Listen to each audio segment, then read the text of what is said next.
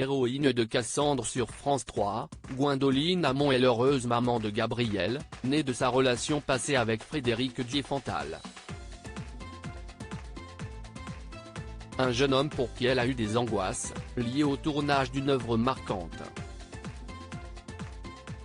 Commissaire Cassandre pour France 3 ce samedi 13 mai, Gwendoline Amon a fait aussi récemment l'actualité pour sa performance puissante de mère face à l'addiction de son fils dans Maman, ne me laisse pas m'endormir.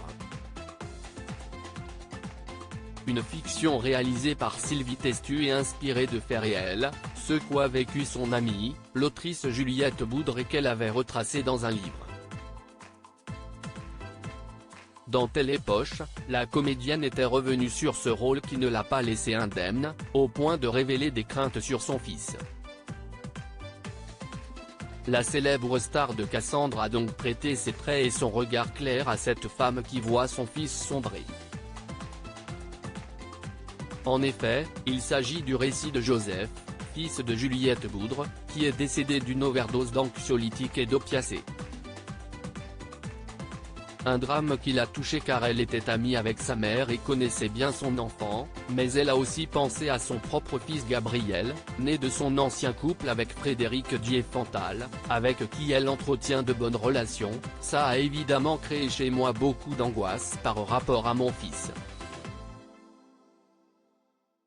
Juliette est d'ailleurs venue plusieurs fois à la maison et a expliqué à Gabriel que c'était normal que j'aie peur pour lui. Parce que le problème de ce genre d'événement, c'est que ça n'a aucun effet tant qu'on le vit de loin. Un garçon de 18 ans qui a déjà joué avec sa maman devant la caméra. S'il ne devrait pas apparaître de nouveau dans Cassandre, il va jouer dans Super Papa pour TF1 et incarnera le fils de Michael Youn, à qui Géraldine Amon donnait la réplique dans Maman, ne me laisse pas m'endormir. Elle précise toutefois, mais je n'y suis pour rien. Il a passé des essais à la fin de la journée. Sophie Boudre, la réalisatrice, m'a appelé pour me dire qu'elle avait pleuré en le regardant.